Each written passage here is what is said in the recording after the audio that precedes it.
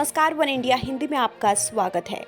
Mumbai cruise ship drugs case में गुरुवार को नया मोड़ आया। ड्रग्स को लेकर एनसीबी की टीम एक्शन में नजर आई।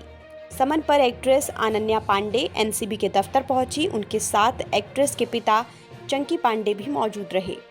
आर्यन खान के साथ हुई ड्रग्स चैट पर एनसीबी ने एक्ट्रेस से कई सवाल पूछे। अनन्या पांडे से NCB zonal director Sameer Wankhede ने भी पूछताछ की। मुंबई के क्रूज ड्रग्स मामले में बॉलीवुड सुपरस्टार शाहरुख खान के बेटे आर्यन खान को गुरुवार को डबल झटका लगा है। मुंबई की स्पेशल एनसीबी कोर्ट ने आर्यन अरबाज समेत 8 आरोपियों की न्यायिक हिरासत 30 अक्टूबर तक के लिए बढ़ा दी है। वहीं जमानत याचिका पर बॉम्बे हाई कोर्ट ने सुनवाई की एक और तारीख दे दी है। जमानत अर्जी पर बॉम्बे हाई कोर्ट में 26 अक्टूबर को सुनवाई होगी। वहीं एनसीबी की टीम बॉलीवुड अभिनेता शाहरुख खान के घर मन्नत पहुंची। हालांकि थोड़ी ही देर बाद एनसीबी के अधिकारी वहां से लौट गए। केंद्र सरकार के कर्मचारियों और पेंशन भोगियों के लिए गुरुवार को बड़ा फैसला लिया गया है।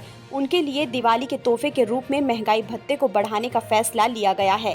कैबिनेट मीटिंग में गुरुवार को केंद्र सरकार के कर्मचारियों और पेंशन भोगियों के लिए महंगाई भत्ते को 3% बढ़ाने को मंजूरी दी गई है।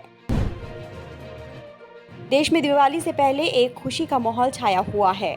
गुरुवार को देश ने 100 करोड़ वैक्सीनेशन का लक्ष्य पूरा कर लिया है। प्रधानमंत्री मोदी से लेकर सीएम योगी और देश के कई बड़े नेताओं ने देशवासियों को इस जीत की बधाई दी है।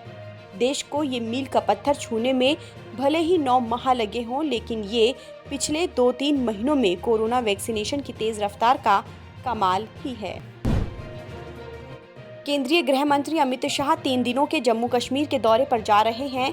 इसके लिए वो शनिवार को श्रीनगर पहुंचेंगे। इस दौरान वो सुरक्षा समीक्षा बैठकों की अध्यक्षता करेंगे।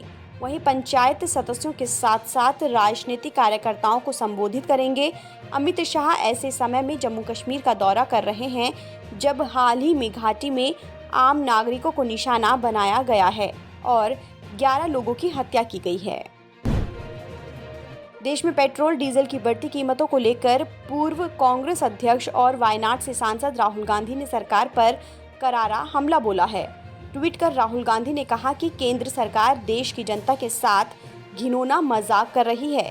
अपने ट्वीट में राहुल गांधी ने ग्राफिक्स के जरिए दिखाते हुए कहा कि जो लोग करोड़पति हैं वही देश में पेट्रोल डीजल का इस्तेमाल कर रहे हैं। इस दौरान उन्होंने #टैक्स एक्सटॉर्शन का भी प्रयोग किया। पश्चिम बंगाल विधानसभा चुनाव में सफलता के बाद अब टीएमसी की नजर गोवा पर है। अगले साल गोवा विधानसभा चुनाव से पहले गोवा कांग्रेस के कई नेताओं के तृणमूल कांग्रेस में शामिल होने के बाद पश्चिम बंगाल की सीएम ममता बनर्जी 28 अक्टूबर को गोवा जाएंगी और वहां पार्टी नेताओं के साथ बैठक करेंगी और गोवा में पार्टी के विस्तार की रणनीति बनाएंगी। वो 1 नवंबर को वापस लौटेंगी। गोवा में उनका 5 दिनों का दौरा होगा। नीट परीक्षार्थियों को ईडब्ल्यूएस कोटे में रिजर्वेशन की सुविधा लेने के लिए बुनियादी शर्त 8 लाख रुपए सालाना तक की आमदनी पर सुप्रीम कोर्ट ने केंद्र सरकार से जवाब तलब किया है। मामले की सुनवाई की शुरुआत में ही सुप्रीम कोर्ट ने सरकार से कहा कि इस नियम और शर्त का कोई आधार भी है या सरकार ने कहीं से भी उठाकर ये मानदंड शामिल कर दिया है।